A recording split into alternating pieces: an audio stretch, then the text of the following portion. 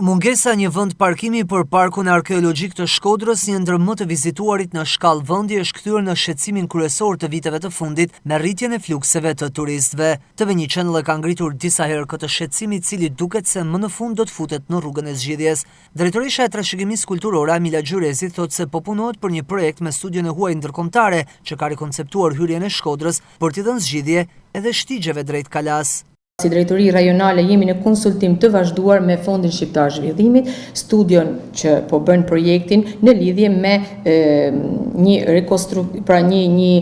restaurim dhe një rikualifikim të Kalasë së Shkodrës, pra të hyrjes dhe të një pjesë të mirë të Kalasë së Shkodrës me gjitha shtigjet.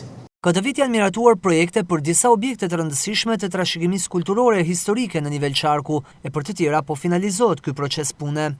Restaurimi, konsolidimi i kishës së Kabashit në Puk, restaurimi dhe mirëmbajtja e kishës Trekonçe në Kalan e Drishtit, gjitha janë të miratuara, mirëmbajtja dhe restaurimi i banesës së Salimanit në Bujan, restaurim dhe konservimi plot i objektit shkolla muzemi gjeni në Puk.